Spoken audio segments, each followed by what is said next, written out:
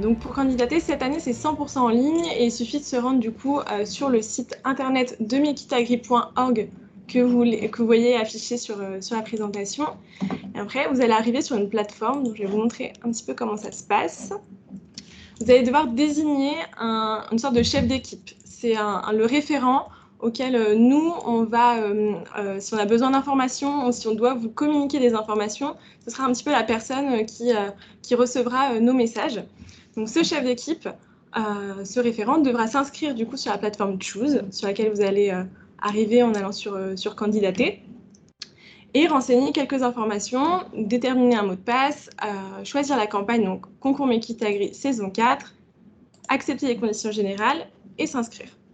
Une fois que vous êtes inscrit, vous allez arriver sur une plateforme comme ceci, où vous allez pouvoir retrouver le dossier de candidature saison 4 à télécharger dans l'encart bleu et à nouveau quelques informations pour le chef d'équipe à renseigner. Quand vous inscrivez, vous n'avez pas besoin de tout de suite tout remplir, de tout de suite redéposer le dossier de candidature. Vous avez jusqu'au 15 décembre pour le faire.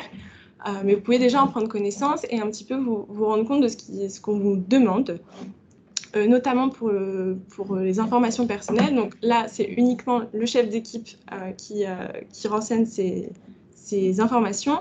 Et pour les autres membres de l'équipe, ils pourront être renseignés sur le dossier de candidature. Donc, vous pouvez renseigner s'il y a un professeur qui vous suit, par exemple, sur le projet, et à nouveau, du coup, des informations, votre école d'ingénieur, votre année de cursus, etc. Donc voilà, donc vous avez des informations personnelles, le nom d'établissement, le nom de votre projet si vous l'avez, et comment vous avez connu le concours.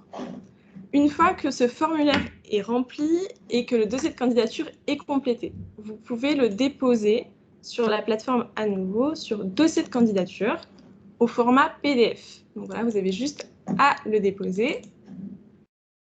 Vous pouvez après à nouveau le consulter pour savoir si vous avez bien tout rempli et c'est le bon que vous avez déposé sur la plateforme, c'est toujours intéressant, et envoyer votre dossier de candidature.